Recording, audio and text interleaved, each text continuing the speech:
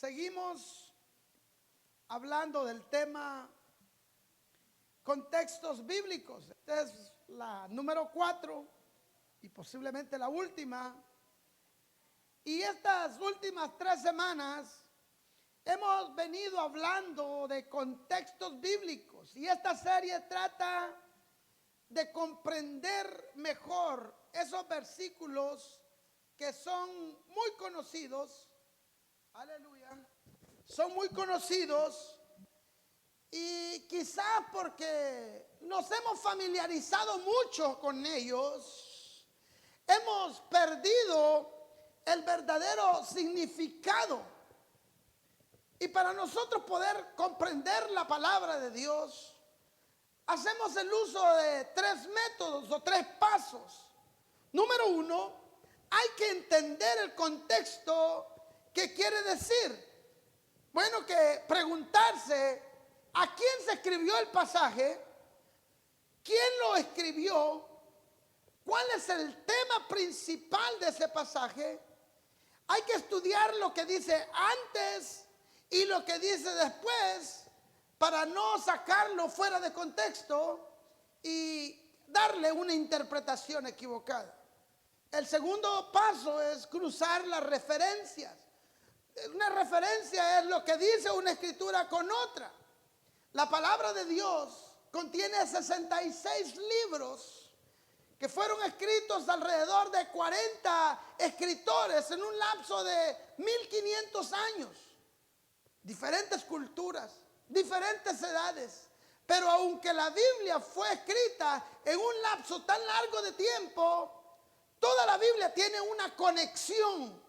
Tanto Génesis como Apocalipsis están conectados. Tanto Éxodo como Juan están conectados porque el escritor fue el mismo. El Espíritu Santo, quien inspiró la palabra de Dios, la inspiró con el fin de que todos los libros armónicamente nos puedan dar vida a nosotros. Por eso nosotros cruzamos la referencia para poder entender la palabra de Dios. Este es un método convencional que usamos.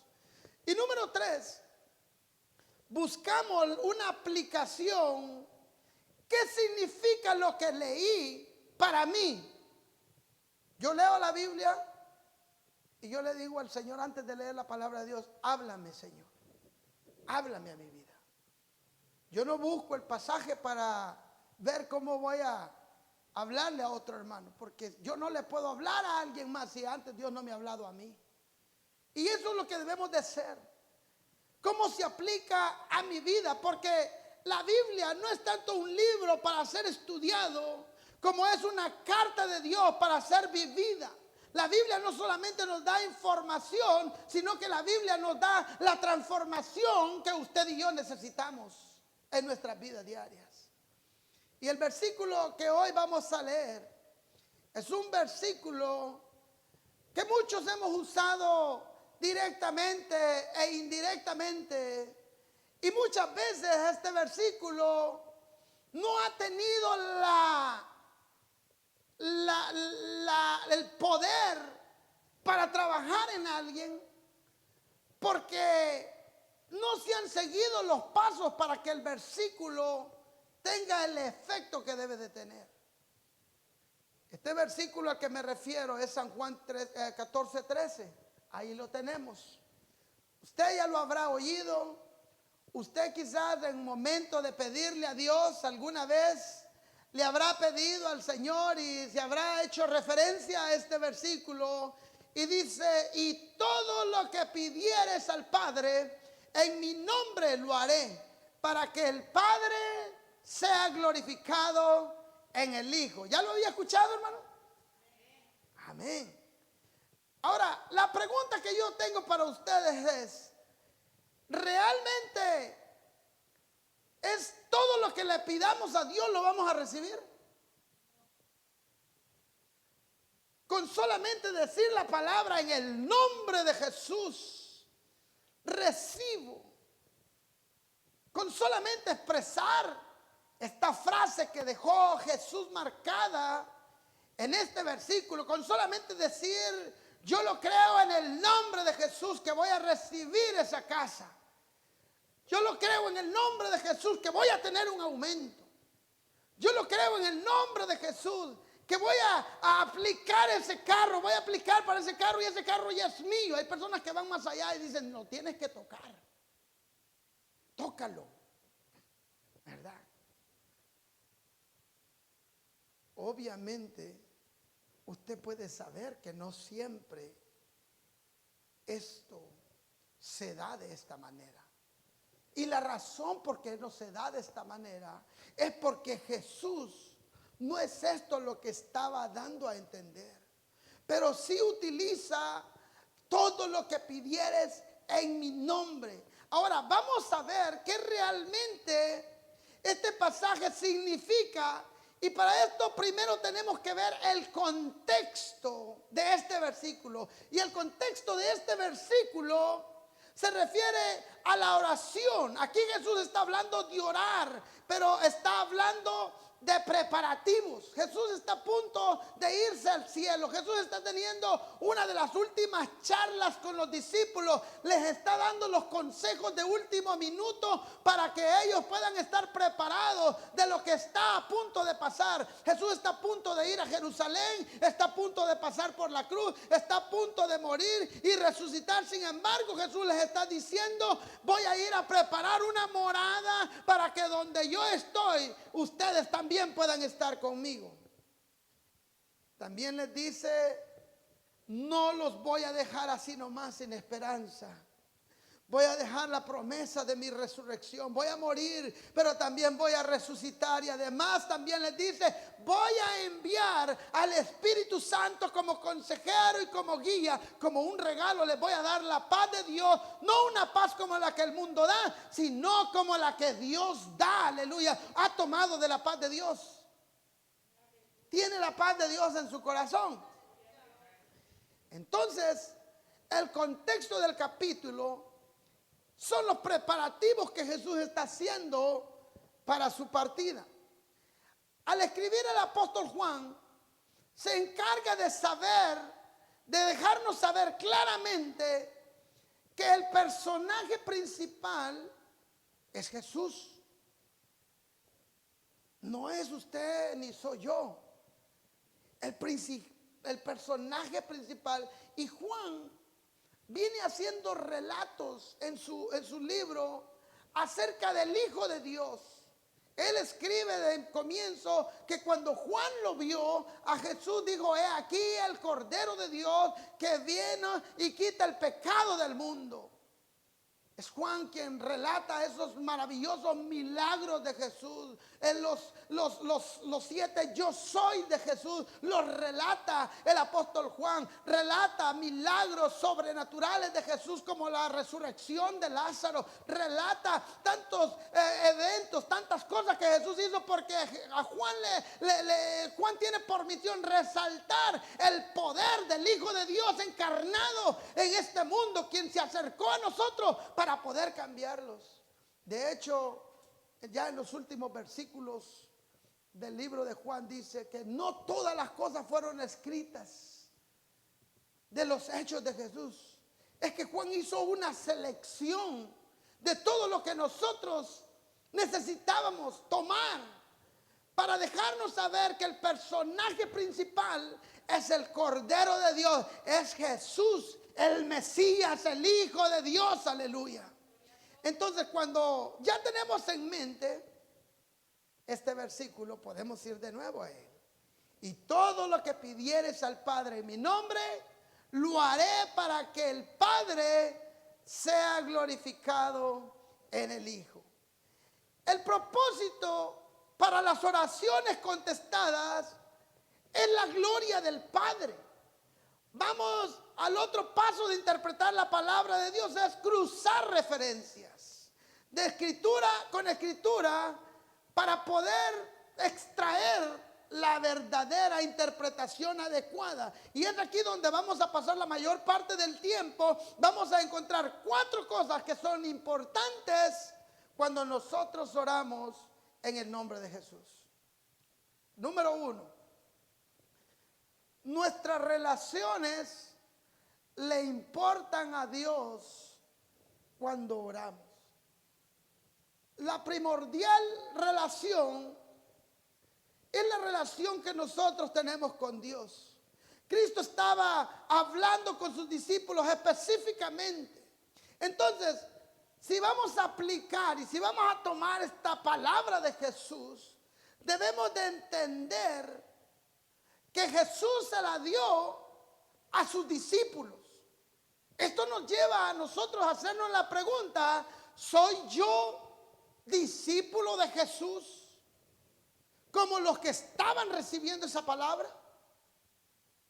Porque ser un discípulo es dejar nuestra voluntad y aceptar la que Él tiene para nosotros. Ser discípulo es estar dispuesto a hacer lo que su maestro hizo. Y nosotros conocemos todo el panorama de lo que Jesús hizo. Conocemos la vía del Vía Crucis, donde Jesús tuvo que pasar, la vía dolorosa, donde Él tuvo que caminar. Lamentablemente muchos quieren ser discípulos sin pasar la vía dolorosa. Mire, el llamado que Jesús le hacía a sus discípulos no era un llamado atractivo. Lucas 9, 23 y 24. Y decía a todos: si alguno quiere venir en pos de mí, niéguese a sí mismo, tome su cruz los domingos y sígame. Así dice el pasaje. No dice solamente los domingos. Cada día, hermano, todos los días agarre esa cruz y síganme. Porque todo el que quiera salvar su vida, la perderá. Y todo aquel que pierda su vida por causa de mí, la salvará. Aleluya, qué hermoso. En otras palabras, lo que Jesús está diciendo es: me van a seguir porque yo voy a cargar una cruz. Y si yo cargo una cruz, ustedes van a tener que cargar una cruz también. Voy a sufrir vituperios, voy a sufrir tantas cosas, me van a bofetear, me van a crucificar, aleluya. Y ustedes, si quieren ser mis seguidores, tienen que estar dispuestos a hacer todo lo que yo estoy haciendo. Es más, les da una advertencia: si se aferran a la vida, la van a perder. Pero si la entregan a Jesús, si la entregan a Dios, la van a encontrar. Y ese es el secreto del cristianismo. Encontramos nuestra vida y nuestras metas solamente cuando buscamos a Dios, solamente cuando vamos a Dios. Encontramos el verdadero sentido de la vida. Encontramos que no tenemos que tener una vida color de rosa para poder tener gozo en nuestro corazón, para poder tener paz en nuestro corazón. Las cosas no tienen que estar siempre bien para que nosotros nos podamos deleitar, porque tenemos la paz de Dios que sobrepasa todo entendimiento. Y cuando vienen los momentos difíciles, nosotros nos tomamos de esa paz y podemos tener paz en medio de las tormentas. Aleluya.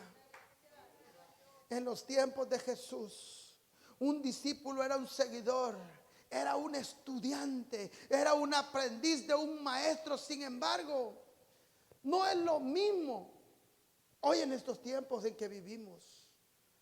Hoy en estos tiempos que vivimos, muchas personas se consideran discípulos solo porque tienen información del maestro. Caminan solo con información. Puedes tener toda la Biblia de memoria, la puedes haber leído miles de veces. Pero la Biblia no es tanto un libro para ser estudiado. Dios no nos habla para darnos conocimiento. Dios no nos habla solamente para informarnos de las cosas que están pasando, las que pasaron y las que vendrán.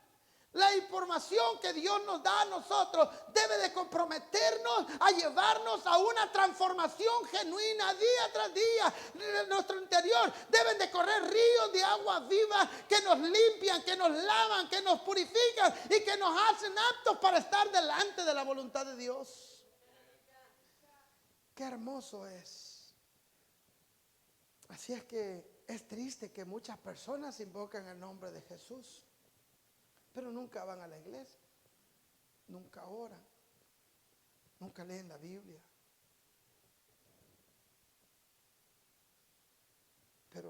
¿sabe que leer o decir el nombre de Jesús no quiere decir que es como una frase que, ok, si yo lo digo, se va a cumplir? Porque las relaciones importan. Porque a Dios le importa que tú te relaciones con la palabra y que hagas la palabra un rema, un estilo de vida que donde tú puedes vivir. Fíjate que había unos hombres que miraban cuando Pablo sacaba los demonios de las personas que estaban endemoniadas. Ellos se habían quedado fascinados con lo que Pablo hacía, porque Pablo oraba y los demonios se iban de las personas. Y dice la Biblia, mire, Hechos 19, 13, 14, 15 y 16.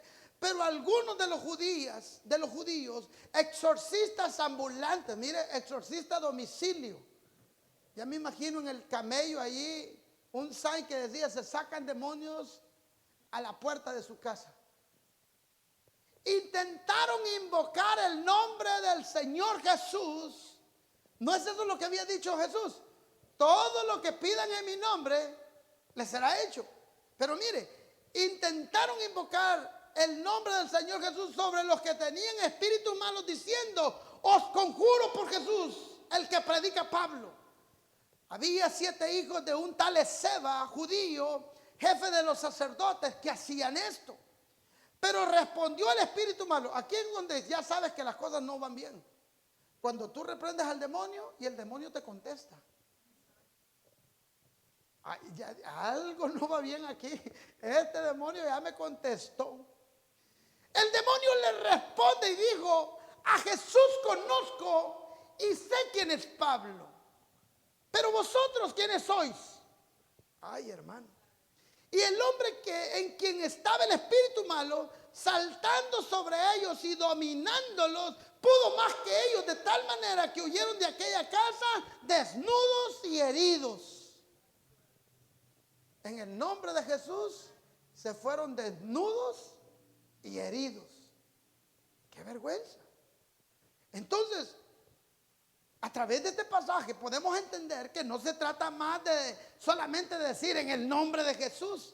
Se trata de realmente llevar una vida que nos da acceso al nombre de Jesús. Porque solamente cuando llevamos una vida de obediencia encontramos el poder en el nombre de Jesús. Dios no quiere que nosotros vivamos y seamos intimidados por las fuerzas del enemigo. Dios no quiere que usted viva con el temor de que el enemigo lo va a alcanzar, lo va a destruir. Dios quiere que usted viva con la firmeza de saber que al Dios que usted le sirve es un Dios poderoso, un Dios que ha gobernado todas las batallas, un Dios que está con usted, aleluya. Pero usted tiene que ser una vida obediente para tener acceso al poder de Dios, aleluya.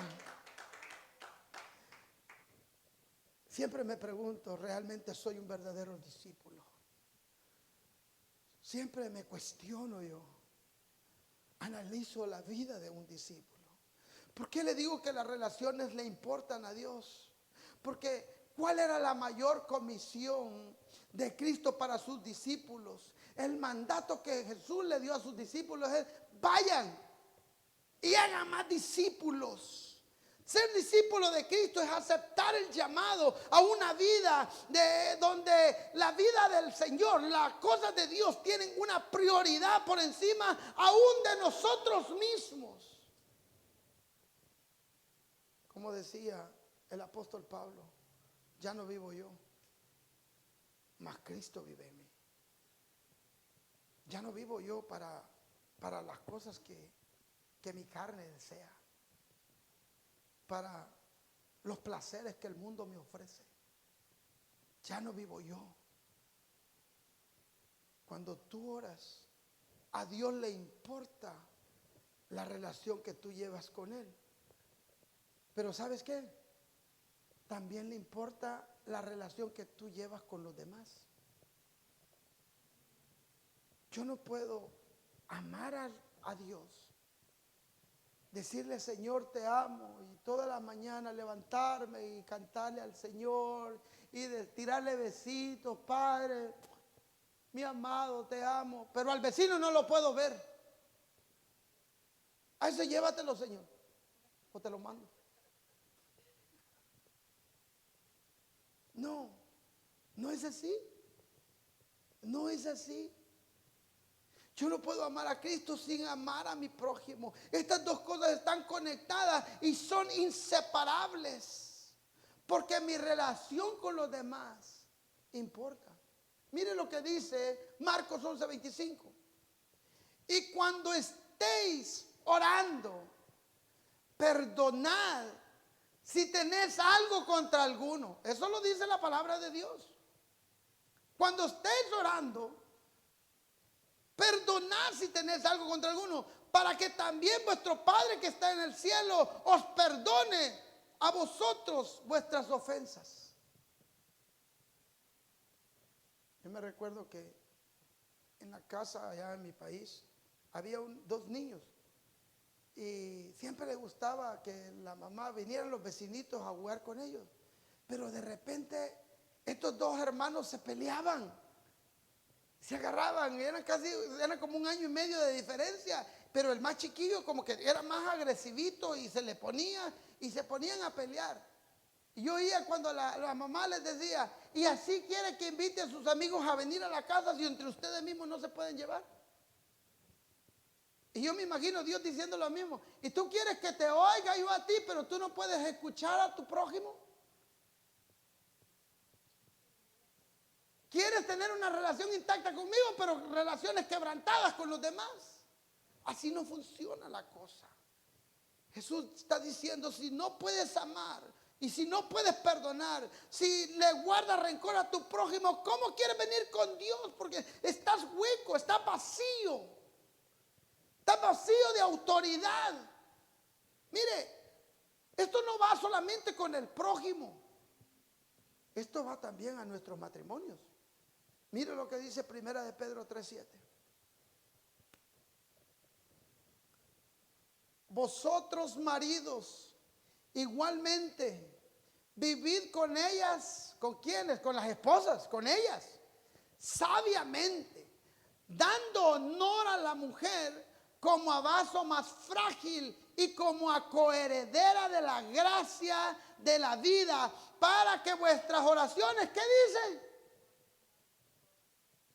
O sea que yo puedo venir a adorar a Dios, trato mal a mi esposa, levanto mis manos, adoro a Dios. Dijo un niño, me confunde mi papá, dice, porque en la iglesia levanta las manos a Dios y en la casa le levanta la mano a mi mamá. Eso sucede. Venimos a veces discutiendo en el carro y llegamos a la casa de Dios y aquí venimos y ya lloramos. Ay, Señor, gracias, Señor. Gracias, gracias, Señor. Y la esposa le queda viendo así. Este no es el que venía conmigo cuando venía manejando, el que venía echando demonios en la autopista. Este no es el que me dijo que no servía para nada el día de ayer cuando las tortillas se me quemaron, cuando no me puso lonche. Este no es el mismo.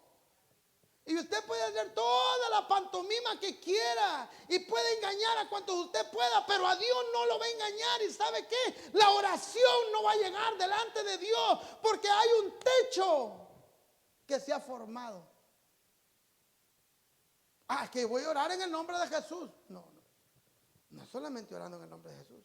Nuestras relaciones con los demás deben de estar bien. De lo contrario, el capítulo, el versículo, no va a tener un efecto. Cuando oramos, nuestros motivos importan. ¿Por qué oramos? Se ha hecho la pregunta, ¿por qué yo oro? Se ha dicho que cuando oramos, no es para que se haga la voluntad del hombre en el cielo, sino para que se haga la voluntad de Dios en la tierra. O sea, cuando tú pides, el motivo debe de ser correcto. Me acuerdo yo que en una ocasión en la iglesia donde yo me congregué por 19 años, le dieron la oportunidad a un hermano que dirigiera la oración. Vamos a ver que nos ayude a dirigir la oración. Y el hermano, pues al 15 minutos antes de las 9, hacíamos un altar de peticiones. Pasaban al altar, como aquí lo hacemos los miércoles, pero allá venía el hermano al altar y pedía. Y venían allí, hermano, pues yo quiero pedirle al Señor que me dé un auto. Ando buscando un mueblecito por ahí. Y el hermano, está bien, hermano, ¿y para qué lo quiere? Y todo el pastor se queda así como para moverme, hermano, para ir al trabajo. Ok, le digo, pero está bien, hermano, vamos a orar, pero que no solo sea para llevarlo al trabajo, sino que para que lo traiga a la iglesia también. ¿Cuáles son los motivos por los que yo pido? Le estoy pidiendo salud al Señor, estoy enfermo, le pido salud al Señor y cuando estoy saludable, en vez de venir a la iglesia, me voy para la playa. Le pido al Señor un buen trabajo para poder solventar mis situaciones financieras. Pero cuando el Señor me da ese buen trabajo y de repente el patrón le dice, puedes quedarte unas horas extras el viernes y no alcanzamos, te pudieras quedar. Y él dice, bueno, a la iglesia como quiera voy el domingo, me voy a quedar y me voy a ganar ese dinerito extra. ¿Para qué le pides a Dios? Le pides por una casa al Señor. Y hay gente que dice, ay Señor, si tú me dieras la casa, Padre, yo hiciera células allí, Padre. Mentiras, mentiras. Después dicen, uno no puede dejar entrar a cualquier persona porque pueden robarle a uno aquí. Mentiras que quería poner célula allí, un campo misionero. Por eso la Biblia no se equivoca. Miren lo que dice Santiago 4:3. Pedís y no recibís porque pedís mal. A mí se me hace que Santiago está hablando medio salvadoreño aquí, ¿no? Pedís y no recibís porque pedís mal. O quizás de Tabasco, no sé, qué sé yo. Para gastar en vuestros deleites. Voy a pedir para mí. O sea, cuando tú oras, no pides de decir, ok, quiero satisfacer una necesidad, pero mi oración va a estar centrada en mí. Señor, dame esto, dame, ayúdame. Tenemos el sentido de oveja en todo, en mí, respóndeme. Ay, Señor, escúchame. Quiero esto, quiero lo otro. Y comenzamos a pedir al Señor. Ahora, no es que el versículo está diciendo que no le pidamos a Dios. De hecho, el Padre nuestro dice, danos hoy el pan de cada día. Ahora, la pregunta es, ¿qué vas a hacer cuando Dios te dé el pan? ¿Qué vas a hacer cuando Dios te responda? Eso es lo que debemos de ver. ¿Cómo vas a obrar en el momento que Dios te bendiga a ti? Porque Dios no tiene problema en bendecirte. Pero Dios quiere que tú tengas el corazón correcto para recibir la bendición que Dios te quiere dar. Mientras tú no estés preparado, ¿sabe que el pueblo de Israel pasó 40 años dando vuelta en un desierto cuando ese tiempo no les iba a tardar más de un mes para llegar a la tierra prometida, una tierra de bendición, una tierra donde iban a recibir las más grandes bendiciones de Dios, pero pasaron 40 años en el desierto porque sus corazones no estaban preparados para entrar a una tierra de bendición?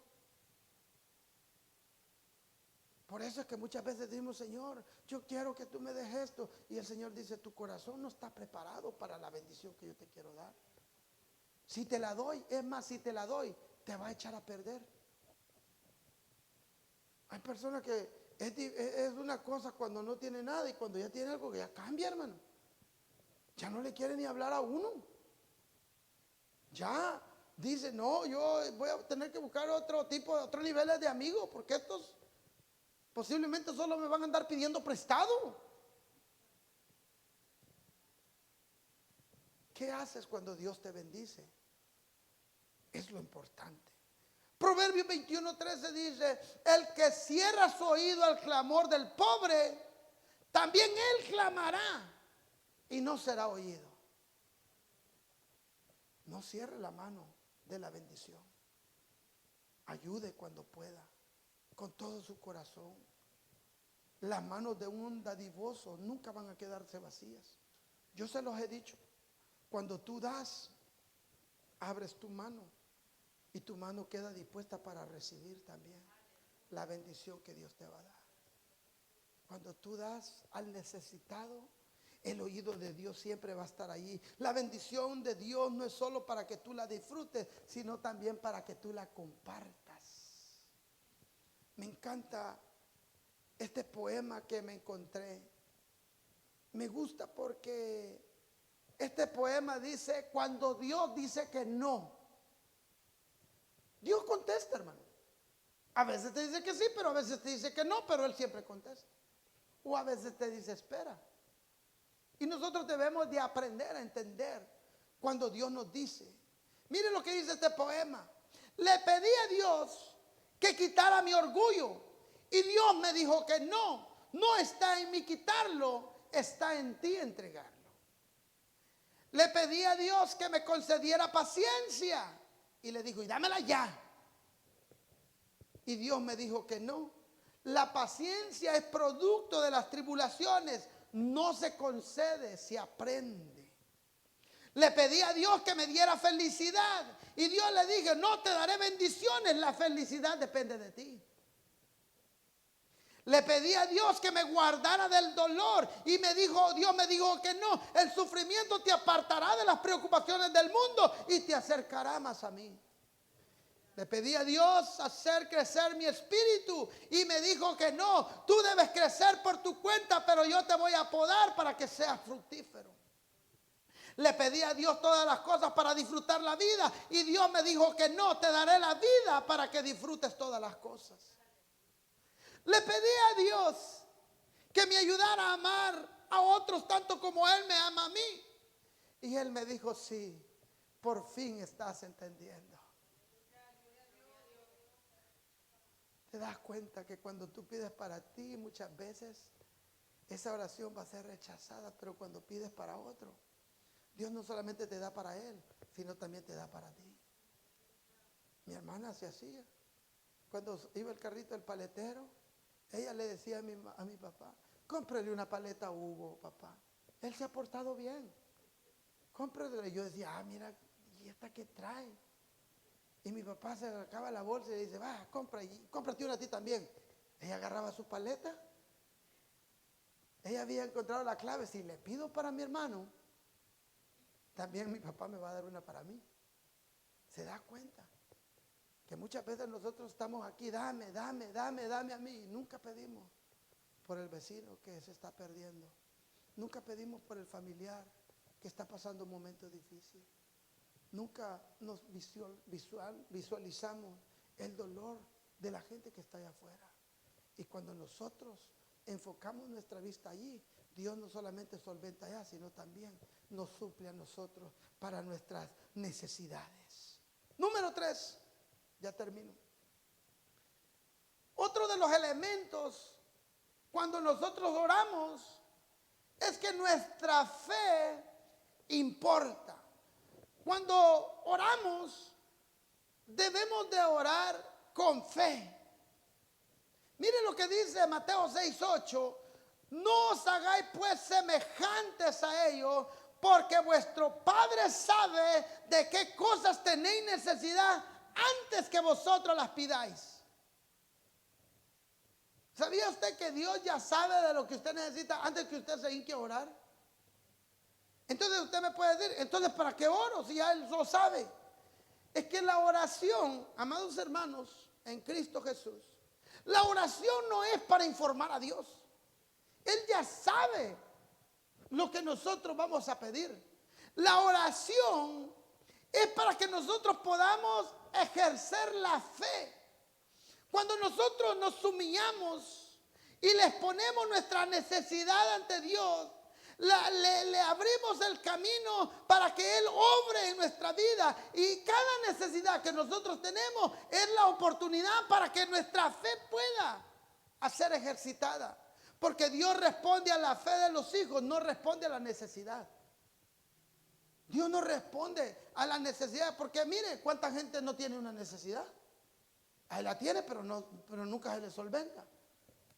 Hay hambre en África, hay hambre en los Países Bajos, en la ventana 1040. Hay una gran necesidad. De hecho, que si nosotros nos comparáramos con ellos, nosotros somos millonarios, hermano.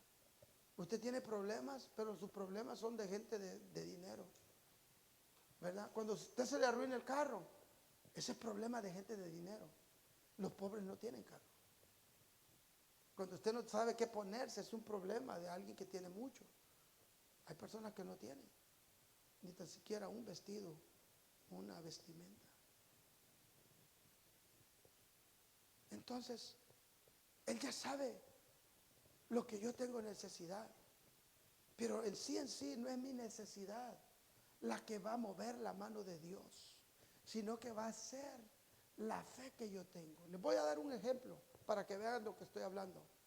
Cuando a Jesús lo crucificaron, estaban dos ladrones, dos malhechores, que la sociedad había condenado a morir en esas cruces. Los dos personajes, uno a un lado y el otro al otro lado de Jesús, tenían la misma necesidad. Ambos iban a morir en unas cuantas horas. Pero dice la Biblia que uno de ellos le injuriaba a Jesús, se burlaba de Jesús, estando en necesidad.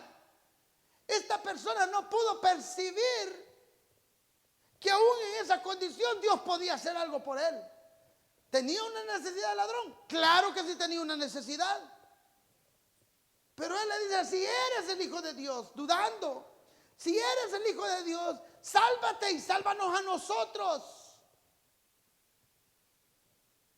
No creía, no tenía la fe para que Jesús hiciera algo por él. Pero sin embargo, el otro que estaba allí, el otro ladrón, que estaba en la misma condición del otro lado, había fallado en la sociedad, había robado, había hecho cosas que no estaban bien, que insultaban a Dios, había hecho todas las cosas para ser condenado, mas sin embargo, en ese último momento, dice la Biblia, que le reclama al otro, le dice, tú y yo merecemos estar en este lugar, pero el que está aquí es un hombre inocente que no debe de pagar lo que tú y yo estamos pagando. Y de pasada le dice a Jesús, Jesús, acuérdate de mí cuando vengas en tu reino. En otras palabras, este hombre le dijo, yo sé que tú eres el Hijo de Dios, yo sé que tú viniste del cielo y yo sé que el motivo por el cual tú viniste es para pagar mi deuda, y yo tengo la fe que si tú me puedes dar la oportunidad de salvación, hoy yo mismo puedo ser salvo. ¿Y qué le dijo Jesús? Hoy mismo estarás en el paraíso. Hoy mismo. ¿Se da cuenta? Los dos tenían necesidad, pero solo uno tuvo fe. Dios quiere que usted y yo tengamos fe, que cuando oramos, oramos con fe, aleluya. Número 4, también importa la voluntad de Dios. Y el hermano Luis estaba tocando ese tema ahora en la clase dominical. La oración no es un mecanismo para doblarle el brazo a Dios, para exigirle. Más bien la oración es para alinearnos a la voluntad de Dios. Por eso el mismo Juan escribe en la primera carta, en el capítulo 5, versículo 14, y dice, y esta es la confianza que tenemos en Él, que si pedimos alguna cosa conforme a su voluntad, Él nos oye. Ahora, cuando usted va a orar, lo primero que usted debe de pensar es, ¿esto está alineado a la voluntad de Dios? Lo que yo voy a pedirle al Señor. Dios no tiene la obligación de contestarnos, aunque oremos en el nombre de Jesús. Si nuestra oración no va alineada a la voluntad de Dios, no vamos a recibir nada. Una universidad hizo un estudio para examinar la afiliación religiosa en relación a la salud mental. Y lo que hicieron es que tomaron puros grupos de cristianos y encontraron que los creyentes son menos susceptibles a la depresión y a la ansiedad. Mire, eso es una buena noticia. Las personas que ponen su confianza en Dios tienen menos problemas de caer en depresión que una persona que no practica la fe. Pero fíjese, me llamó la atención que también esta universidad encontró que entre cristianos la demográfica más propensa de otros grupos religiosos para caer en depresión son los pentecostales. Ay, ahí abrí yo los ojos porque yo soy pentecostal. Yo creo en el don de hablar en lenguas, yo creo en el don de sanidad, yo creo en el Espíritu Santo, yo creo que hay libertad en el mover de Dios. Y cuando yo estoy viendo este estudio es que los pentecostales muchas veces son más propensos a caer en depresión. Y comencé a leer más del artículo, y muchas personas traen diferentes teorías, muchas personas traen diferentes puntos de vista para tratar de buscar el por qué ellos caen en depresión.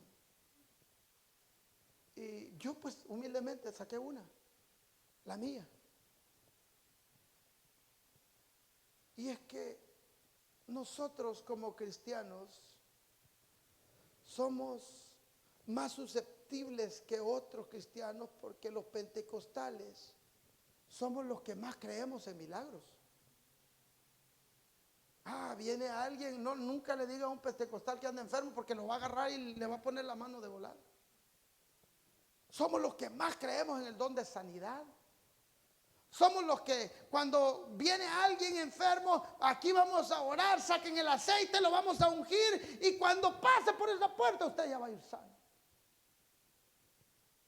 Así es nuestra fe. Lamentablemente, aunque somos los que más oramos por las enfermedades de otros, aunque somos los que más pedimos y creemos que Dios va a hacer algo, ¿sabe qué? Somos los que menos aceptamos la voluntad de Dios. Que seguir orando. A veces creemos tanto en el milagro que nos aferramos a que así tiene que ser. Tiene que pasar así. Yo me recuerdo cuando mi pastor cayó enfermo de COVID. Hicimos cadenas de oración. Oramos. Íbamos a la afuera del hospital a declarar que ese hombre iba a salir de esa puerta. Creíamos que Dios lo iba a hacer. Confiábamos en el milagro. Pero muchas veces estamos tanto confiando en el milagro que caemos en el error de exigir el milagro.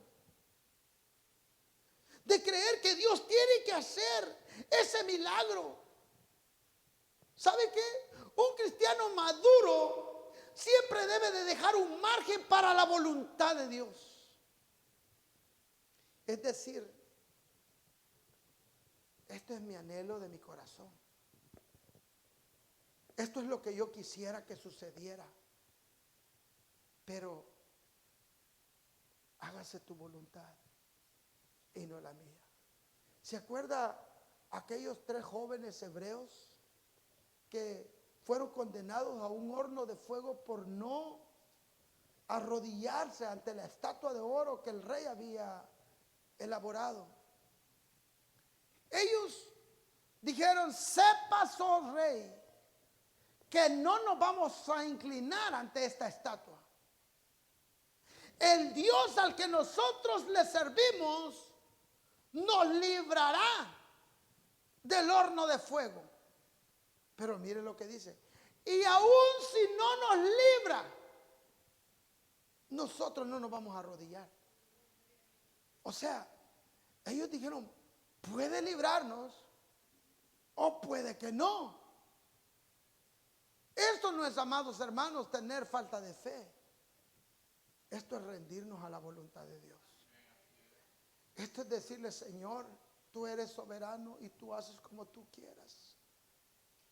Yo solamente acepto tu voluntad. En mi corazón, en mi deseo, yo deseaba ver a mi pastor de nuevo. Yo oraba y decía un día, nos vamos a ir por la tarde a tomarnos un café como antes lo hacíamos. Y hay veces que nuestra fe es sacudida por la voluntad de Dios.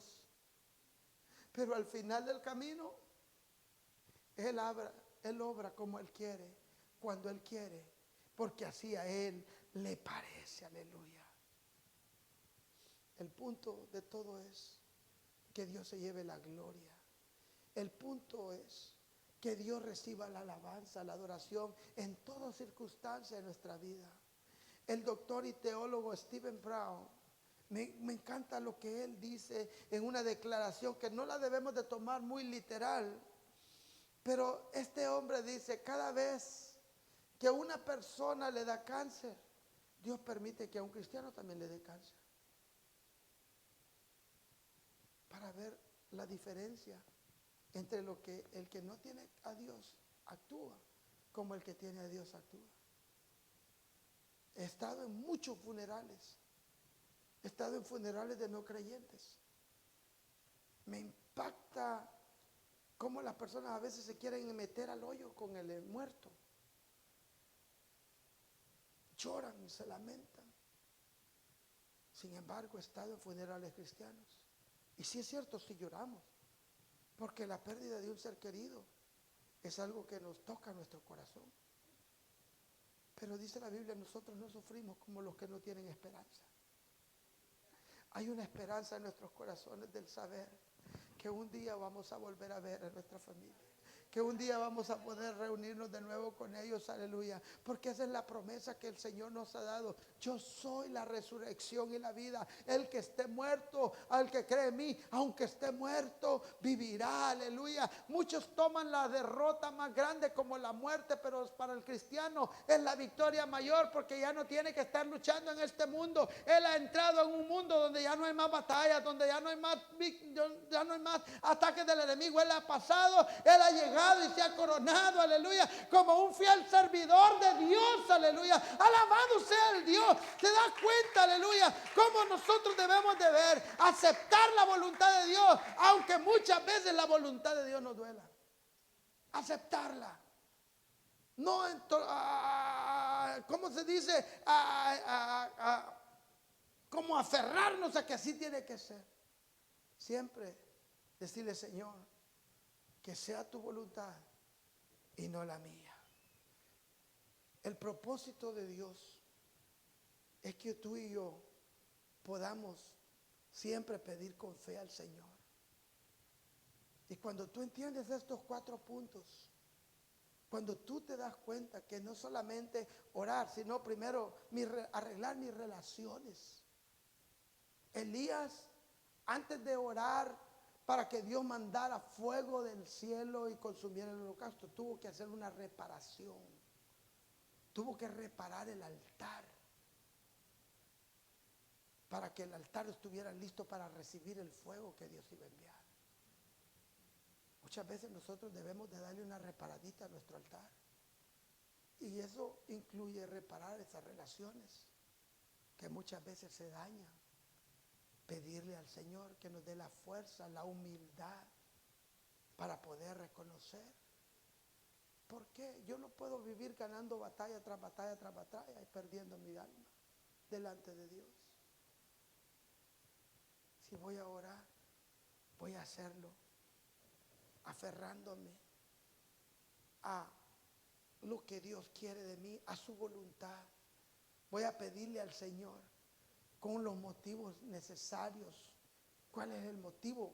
¿Por qué yo le pido a Dios? ¿Por qué yo quiero esto, Señor? ¿Qué yo anhelo de Dios? ¿Qué le estoy pidiendo a Dios que tal vez no es tan importante como otras cosas que le debería estar pidiendo? Eso debo de pensar yo, si lo que le estoy pidiendo realmente me va a edificar o me va a apartar de Dios. ¿Qué otro punto? Tener la fe, creer que Dios me va a contestar, creer que cuando nosotros oramos, Él nos oye, creer. Dice la Biblia, sin fe es imposible agradar a Dios. Es necesario que todo aquel que se acerque a Él crea que le hay y que es galardonador de los que le buscan. Usted cree en Dios, usted cree que Dios le puede contestar, aleluya, porque eso es lo que hace. Cuando la mujer del flujo de sangre se acercó a Jesús, Jesús le dijo, no fueron las palabras las que te sanaron, no fue la vestimenta mía la que te sanó. Él le dijo, tu fe te ha sanado. Es la fe que tú pones para que suceda el milagro. Y por último, con todo esto, después de poner nuestra fe, después de tener la motivación correcta, después de arreglar nuestras relaciones, todavía dejar un margen para que la voluntad de Dios se lleve a cabo. Al final es la que prevalece. Póngase de pie por un momento, aleluya. Vamos a hacer una oración. Vamos a pedirle a Dios.